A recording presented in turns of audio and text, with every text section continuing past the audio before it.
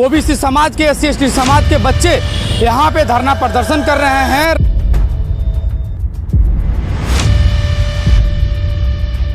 बहुत सारे नेता हैं, तमाम नेता हैं, बहुत संसद में बहुत लोग बैठते हैं जो उत्तर प्रदेश से, लेकिन किसी में भी इतना दम नहीं हुआ कि वो लोग सामने आए और यूजीसी का समर्थन कर पाएं।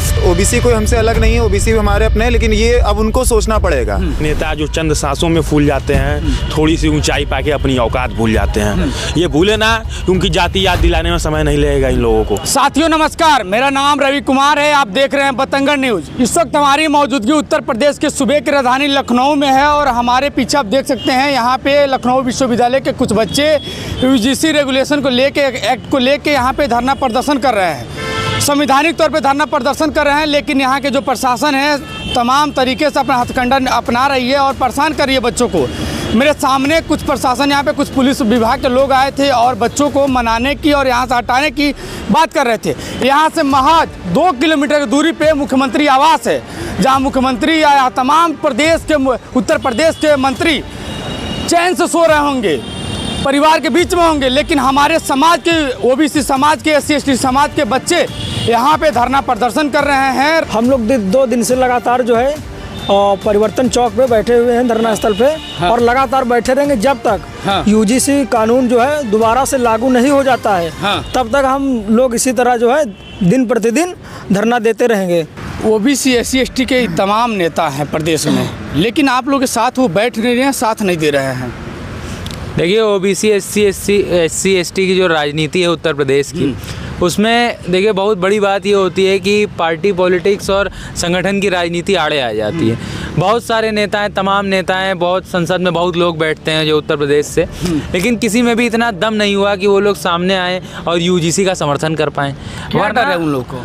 मुझे नहीं पता उनको क्या डर है, लेकिन कहीं ना कहीं उनको ये जो सत्ता मिली हुई है वो बहुजन समाज की बदौलत मिली है। लेकिन आज जब बहुजन समाज के बच्चों के भविष्य का सवाल है तो वही नेता, वही मंत्री एक ट्वीट नहीं कर सकते, वही नेता, वही मंत्री अपने पार्टी का जो है ऑर्डर जो है के विपरीत नहीं जा सकते। और वही सवर्ण समाज पूरा उतर आया था इन्हीं सड़कों पर और उन्होंने मोदी तक के पोस्टर फाड़ दिए थे। लेकिन यही बहुजन समाज के नेता चाटुकारिता में लगे हुए हैं और ये नहीं चाहते कि बहुजन समाज के बच्चों का भविष्य सही हो पाए। और हम लोग युवा होने के नाते, छात्र होने के नाते यहाँ तिरपाल डालकर यहाँ बैठे हुए हैं। रात का 11:30 हो रहा है और हम लोग यहाँ बैठे हैं और तब तक बैठे रहेंगे जब तक यूजीसी गाइडलाइन 2026 लागू नहीं हो जाती। और ये उन नेता मंत्रियों को जो संसदों में बैठे हैं, बड़ी बड़ी गाड़ियों से घूमते हैं, ये हमारे बहुजन समाज को सोचना चाहिए कि क्यों हम इन लोग को वोट देते हैं और क्यों हम लोगों ने इनको गद्दी पर बैठा रखा है। 13 जनवरी को यूजीसी नियम जो पॉलिसी है वो लागू होता है और स्वर्ण जाति के लोग रोड पे आ जाते हैं। उसे सुप्रीम कोर्ट द्वारा रोक भी लगा दी जाती है, लेकिन अपने जाति, अपने आपके समाज के लोग कहाँ सोए हुए हैं?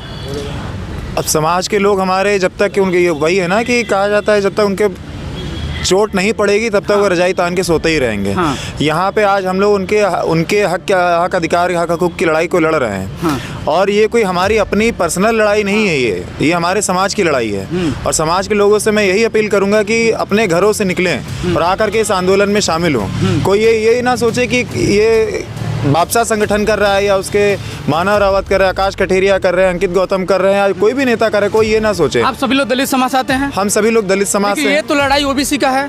ओबीसी भी हमारे अपने ही है, बशर्ते वो भी हमें अपने माने। हमारे लिए तो काफ़ी नियम है, सारी चीज़ें हैं, लेकिन ये भेदभाव आज भी समाज में व्याप्त है। और ओबीसी कोई हमसे अलग नहीं है, ओबीसी भी हमारे अपने हैं, लेकिन ये अब उनको सोचना पड़ेगा। अब गेंद उनके पाले में है, विचार वे करें।